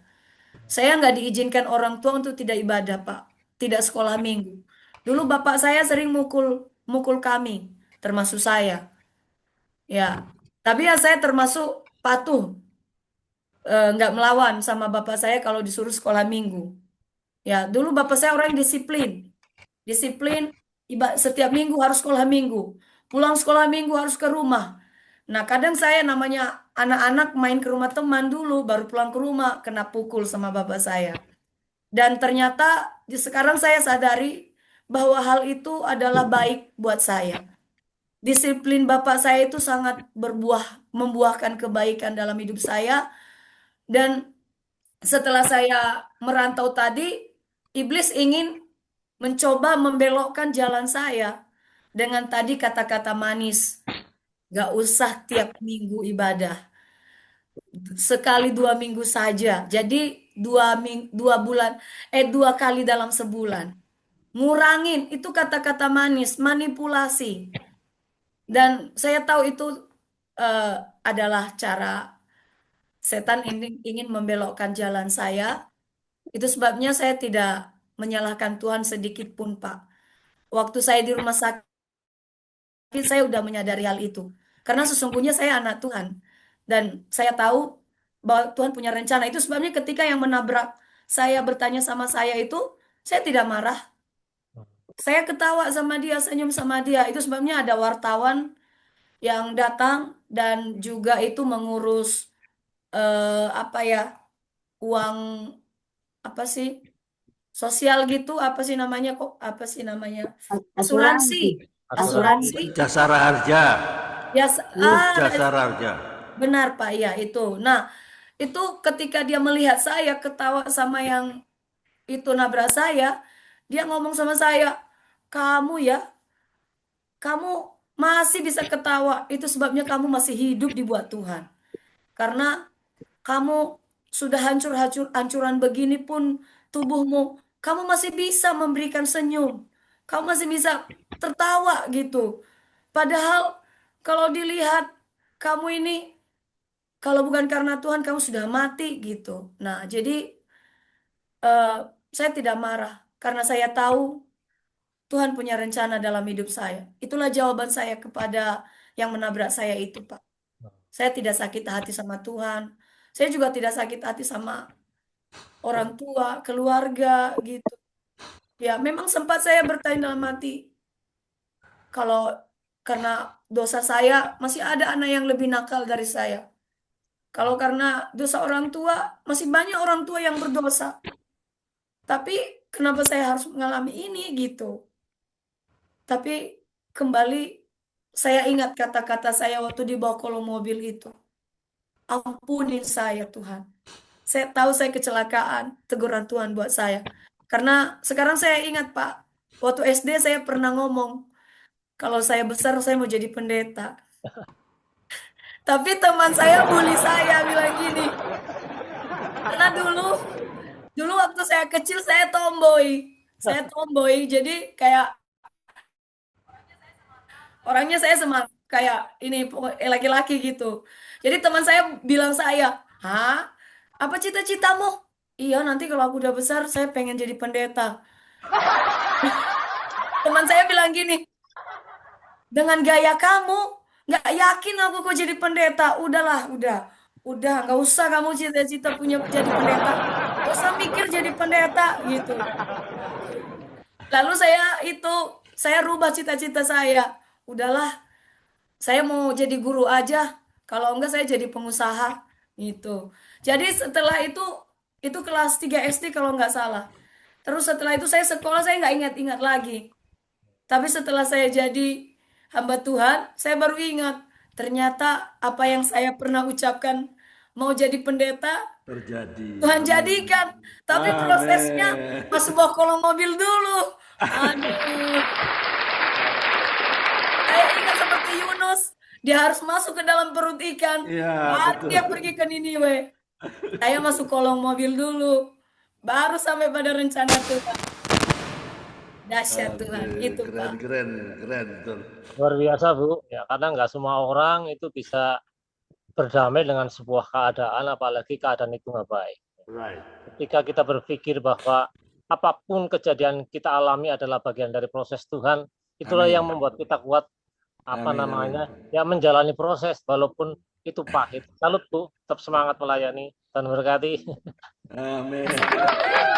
Oke, matur nuwun Pak Lukas Sutrisno dari Sidarja. Oke, ada yang mau bertanya lagi? Silakan, satu orang lagi boleh bertanya. Sebelum saya tutup nih. Ada Ya, yang ya, salam silakan. Iya, kompak. Oh, siapa nih? suaminya Saya Ibu Pendeta itu. saya Petrus Benyamin, Pak. Oh, Pak Petrus Benyamin. Aduh, dari mana nih Pak Petrus? Dari Jogja, Pak. Oh, dari Jogja. Oke, monggo Pak Petrus. Ya, bisa tahu langsung dari mana Pak? Dari komunitas kah?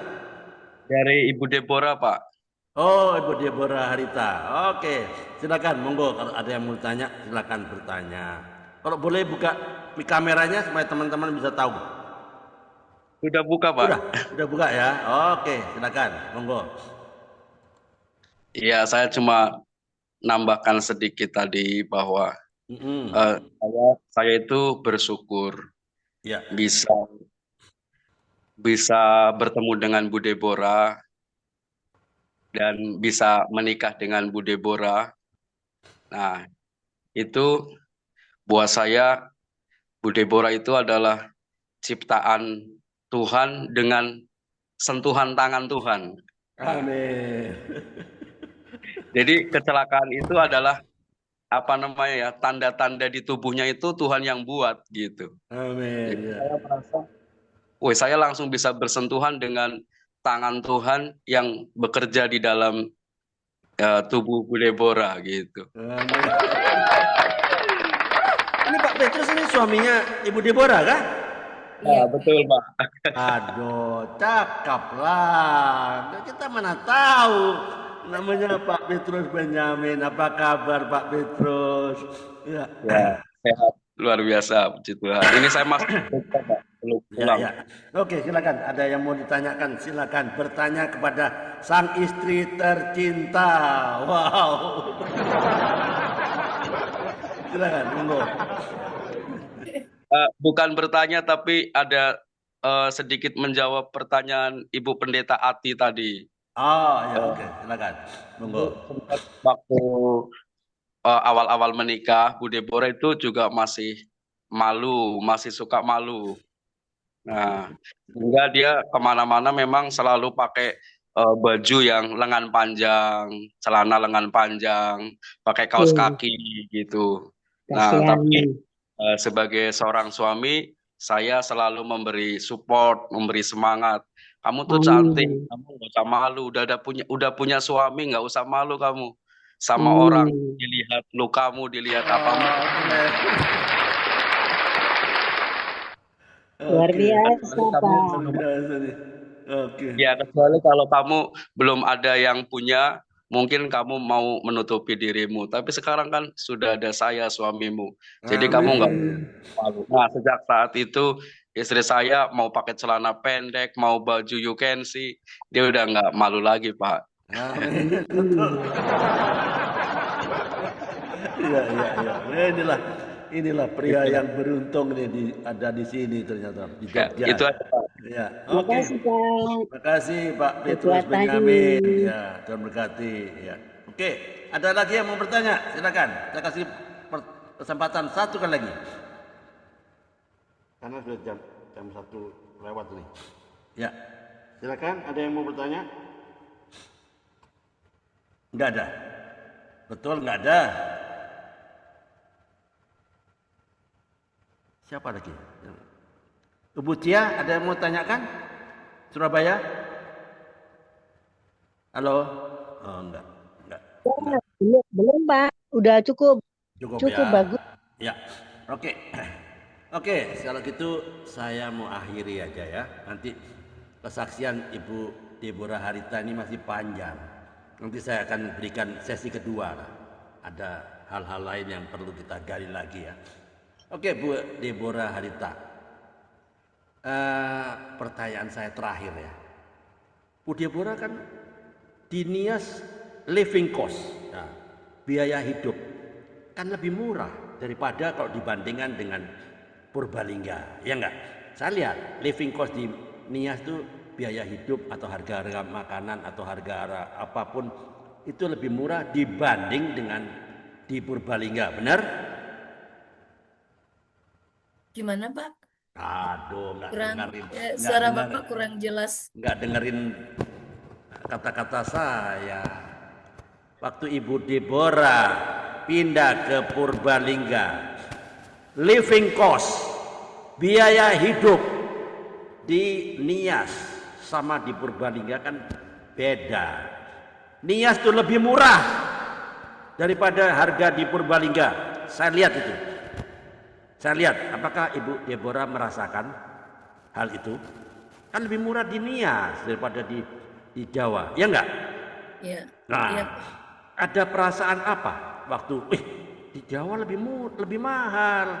Gimana waktu itu? Oh, puji Tuhan, Pak. Saya di Nias dan di Purbalingga, saya selalu menjalani hidup saya dengan iman, Pak. Oke. Ya, walaupun mungkin harga berbeda gitu. Ya, cuma yang membuat saya eh, merasa perbedaan itu yaitu apa namanya, makanan aja, Kenapa makanan? makanan Nias dan Jawa Oh, beda ya. Oh, kenapa? beda. Jawa kenapa? Manis. Ya, saya waktu awal-awal di Nias kan banyak ikan, Oh iya, betul. Hasil laut. ya. Ya, hasil laut. Di Ya. Jawa banyak tempe.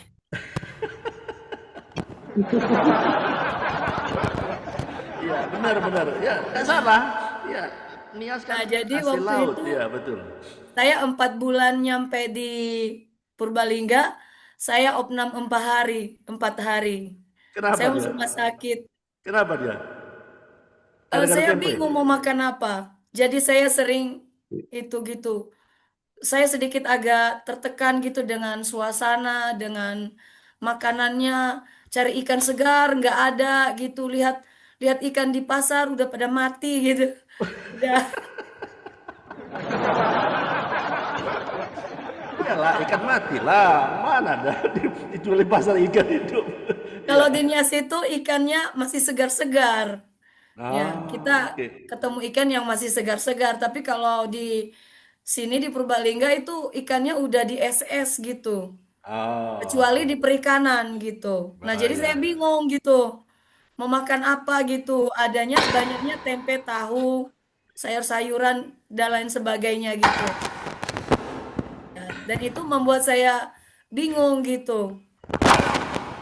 Ditambah dengan cuacanya gitu.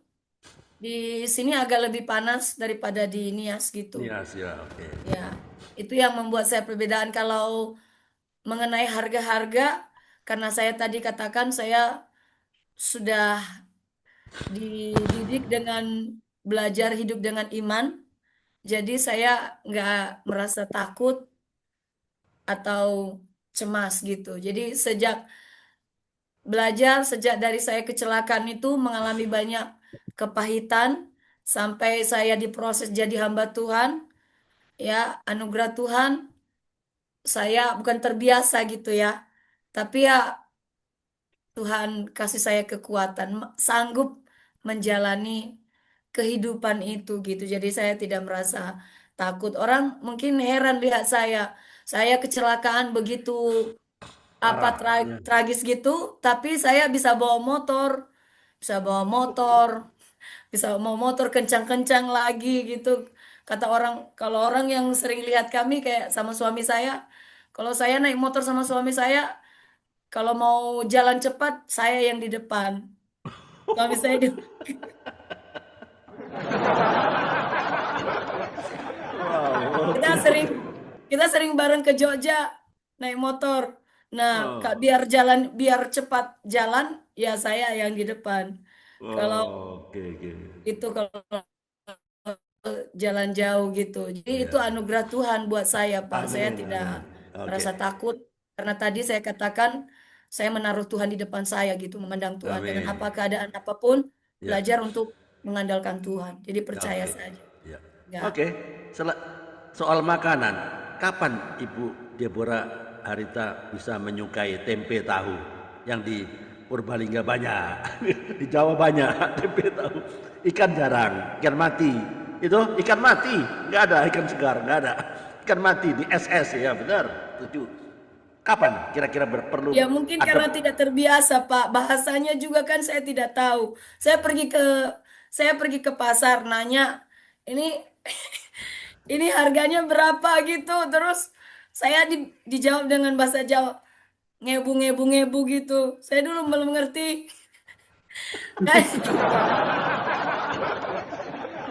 Ngebu-ngebu apa itu ngebu-ngebu? Ngebu maksudnya sengebu, rongebu gitu. Tapi saya Oh, belum ngerti sewu, dulu. sewu, sewu, Ya, jadi rengewu saya ya. cuma tahu ngebu gitu. Jadi saya tertekan hati saya tuh, aduh bingung. Pergi ke pasar besar, bahasanya dijawab bahasa Jawa. Pergi ke pasar kecil, dijawab juga bahasa Jawa. Bingung logatnya, bahasanya, bingung. Jadi agak tertekan dikit gitu. Nah, Oh, ditambah dengan makanannya yang saya tidak terbiasa. Kalau di Nia saya suka makanan itu ikan segar gitu, sayur-sayurnya juga segar gitu. Ketika oke, saya sampai di Jawa, saya merasa beda gitu. oke, ya, ya, Nah, ya, oke, nanti. ya, oke. Jadi sekarang sudah menyukai tahu tempe ya? Iya, Saya tidak terbiasa itu Pak, kali. terpaksa dia makan tempe. Kenapa? Kenapa Pak Petrus? Saya yang maksa dia harus doyan tempe. Amin. Iya itu mah, tempe itu paling enak itu. Ya oke, Bu, apa, Bu Deborah, saya akhiri ya. Nanti kita akan berikan sesi kedua nanti. Bisa berikan pesan moral apa untuk teman-teman di Zoom ini dan juga untuk teman-teman yang di YouTube channel ini. Pesan moral apa terhadap apa yang dialami oleh Ibu Deborah Harita, kecelakaan tragis sehingga sekarang bisa pulihkan, Tuhan pulihkan ya.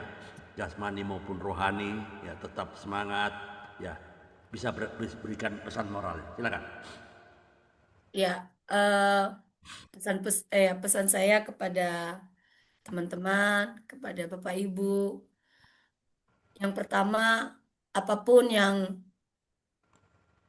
proses yang Tuhan izinkan dalam hidup kita, yang pertama jangan pernah menyalahkan Tuhan Amin. dan jangan tidak percaya kepada Tuhan. Karena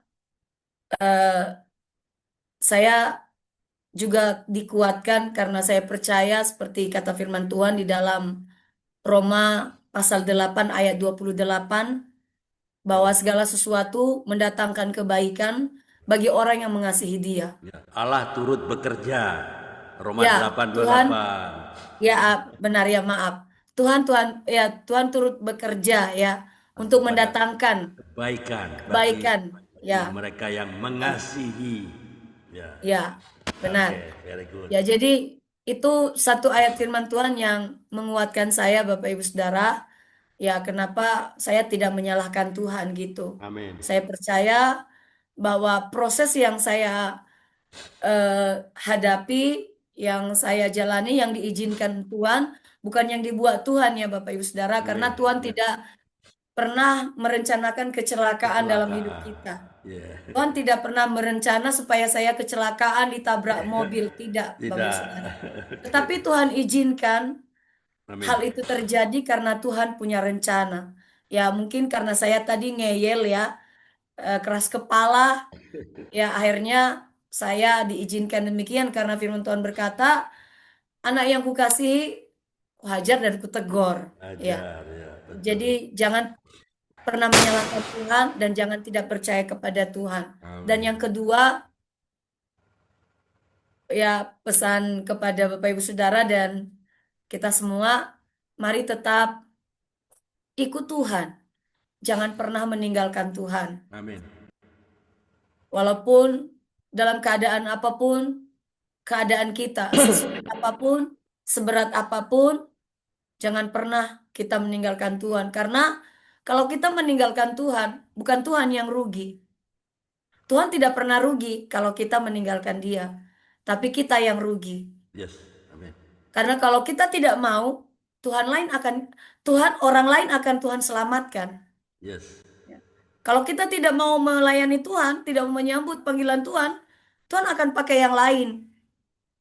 Itu sebabnya Tuhan tidak akan pernah rugi kalau kita meninggalkan Tuhan, tapi kita yang rugi. Amin. Kita akan kehilangan keselamatan, kita akan kehilangan berkat Tuhan, kita akan kehilangan rencana Tuhan yang terindah dalam hidup kita. Dan yang ketiga, Bapak Ibu saudara yang kekasih, firman Tuhan berkata, orang yang bersemangat dapat mengalahkan penderitaannya. Jadi pesan yang ketiga ini, mari tetap bersukacita. Mari tetap bersemangat. Mari tetap bersemangat dan sukacita. Walaupun mungkin keadaan itu berat. Dulu waktu saya di rumah sakit, teman-teman saya ngunjungin saya selalu ketawa, Bapak Saudara. Sampai ada seorang ponakan saya, laki-laki ya, dia bilang sama saya gini, Tante udah mau mati aja masih bisa ketawa terbahak-bahak. Tapi kayaknya Tante nggak bisa nendang aku lagi ya. Karena biasa kalau saya itu bercanda karena dia ponakan saya dan ya saya bilang tadi saya dulu tomboy. Jadi kalau bercanda suka main kaki. Jadi dia bilang kaki Tante sudah dipotong jarinya. Udah nggak bisa nendang saya. Lalu saya bilang sama dia, tenang aja kamu. Masih ada kaki saya satu lagi untuk bisa nendang kamu. Lalu mereka ketawa. Ya, jadi saya tidak pernah patah semangat, Bapak Ibu saudara yang kekasih, untuk menjalani hidup saya. Walaupun tidak bisa dipungkiri bahwa ada rasa sedih. Terkadang ada rasa sedih, itu manusiawi, Bapak Ibu saudara. Ketika kita mengalami sesuatu hal, tentu saja kita tidak ketawa-ketawa saja. Tetapi ada saatnya kita mungkin sedih. Ya, ada saatnya kita mungkin terpuruk, tapi Bapak Ibu Saudara jangan pernah putus asa. Amin. Jangan pernah patah semangat. Karena firman Tuhan berkata kalau semangat kita yang patah, Kalau semangat kita patah, siapa yang dapat memulihkannya? Amin. Tidak ada yang bisa memulihkan, Bapak Ibu kasih. Mari tetap semangat. Mungkin kalau teman-teman yang mengenal saya, kadang-kadang orang pikir saya ini banyak uang, tidak ada masalah. Mereka tidak tahu kalau dompet saya lagi kosong. Iya, iya. Mereka tidak pernah tahu kalau saya nggak punya uang. Itu sebabnya orang datang ke rumah kami dan mau pinjam uang 80 juta. Wah, Karena mereka melihat saya kalau ketemu sama siapa saja, ya gini, ngobrol, cerita, ketawa gitu. Ya, kalau sedih ya nangis. Tapi kalau tidak sedih ya ketawa. Ya seperti dulu saya di rumah sakit, Bapak Ibu, tiap hari saya diganti perban ya, seluruh tubuh. Kalau lagi ganti perban itu disiram alkohol ya. Disiram itu perih Bapak Ibu Saudara. Dari kaki sampai kepala lukanya perih. Saya nangis. Tapi setelah saya udah ganti perban semuanya, ya udah saya nyanyi, saya diajari nyanyi karena sempat lupa yang dulu-dulu saya diajari nyanyi sama kakak yang melayani saya. Saya dikasih lagu itu ada satu sobatku. Itu lagu saya ulang-ulang. Ada satu sobatku yang setia, yang kedua, ku tahu Bapa peliharaku, dia baik, dia baik. Itu bagiku. yang saya nyanyikan tuh. Jadi kalau sudah diganti perbannya, ya udah kita bercanda-bercanda, saya nyanyi, mereka nyanyi lagu dangdut, yang teman-teman yang lain nyanyi lagu dangdut. Ada yang nyanyi jatuh bangun aku mencintaimu. Itu yang patah kakinya itu biduan. Itu biduan yang patah kakinya, yang patah mata kakinya itu tante-tante gitu. Dan nyanyinya yang itu yang lagu-lagu kenangan dulu. Jadi dia nyanyi, aku masih seperti yang dulu. Oke. Kalau saya nyanyinya ada satu sobatku yang setia. Itu nyanyi saya. Jadi kalau kalau sakit ya nangis. Kalau sudah tidak sakit lagi ya udah tertawa. Jadi itu yang ketiga, jangan pernah patah semangat. Amin. Jangan pernah putus asa. Tetap semangat, tetap berharap kepada Tuhan. Tetap percaya kepada Tuhan. Tuhan pasti menolong. Itu aja pesan saya, Pak. Tuhan berkati. Oke. Luar biasa Ibu Deborah Aradia. Ya, oke, yang saya tangkap kesaksian dari Ibu Deborah ini ya. Kalau saya peres ya, dari awal sampai akhir nih, Ibu Deborah selalu hidup mengandalkan Tuhan. Sebetulnya pertanyaan untuk setiap kita loh. Siapa yang kita andalkan dalam hidup ini? Siapa yang kita cari pada waktu kita menghadapi problem, masalah, tantangan? Siapa? Waktu kita tertekan, waktu kita tidak tahu kita harus kemana, kita harus berbuat apa, kita lari kemana? Ya enggak? Yang kita andalkan dalam hidup kita, yang jadi tempat pelarian kita itu apa? Firman Tuhan mengajarkan kepada kita untuk tidak mengandalkan kekuatan sendiri atau mengandalkan manusia, kekayaan, kekuatan, pengalaman, kepandaian, jabatan, kekayaan, kekuasaan. No. Karena firman Tuhan yang bicara kan, yang pintar mencatat. Yeremia 17 ayat 5. Ya, Yeremia 17 ayat 5. Terkutuklah orang yang mengandalkan manusia, yang mengandalkan kekuatannya sendiri dan hatinya menjauh dari Tuhan. Wow, itu firman Tuhan loh. Menjauh dari Tuhan itu artinya apa? Mengandalkan pengalaman, kekuatan, kekayaan, jabatan, kesuksesan apa? Di masa lalu itu setiap hari ini kita butuh Tuhan, ya enggak? Karena berkat Tuhan itu selalu baru setiap pagi. Apa kita hanya mengandalkan Tuhan tanpa kerja apa-apa? Iman tanpa pengharapan kan mati. Ya enggak? Yakobus 2 ayat 26. Oke, yang pintar mencatat. Yakobus 2:26. Sebab seperti tubuh tanpa roh adalah mati, demikian jugalah iman tanpa perbuatan adalah mati. seringkali ukuran yang kita pakai itu ukuran kita sendiri yang kadang terlalu rendah karena kita kurang percaya pada siapa? Kepada Tuhan, atau seringkali ketinggian karena kemauan kita seringkali terlalu banyak, ya enggak?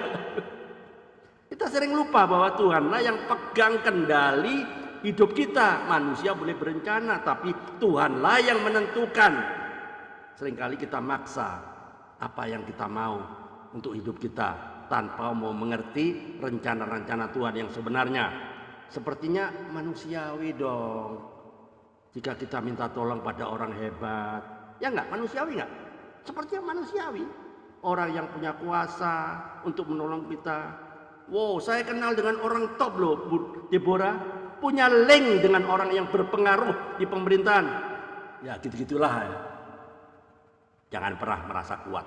Jangan pernah merasa hebat. Tetap andalkan Tuhan. Mari kita terus bekerja sama dengan Tuhan. Hiduplah takut akan Dia dan harapkan kasih setianya.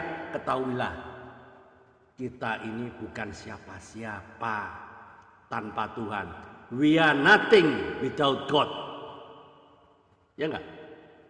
Yeremia 17 ayat 7. Diberkatilah orang yang mengandalkan Tuhan, yang menaruh kepercayaan dan harapannya kepada Tuhan. Kita yang selalu berseru-seru pada Tuhan akan diberkati Tuhan. Semua yang percaya boleh katakan amin.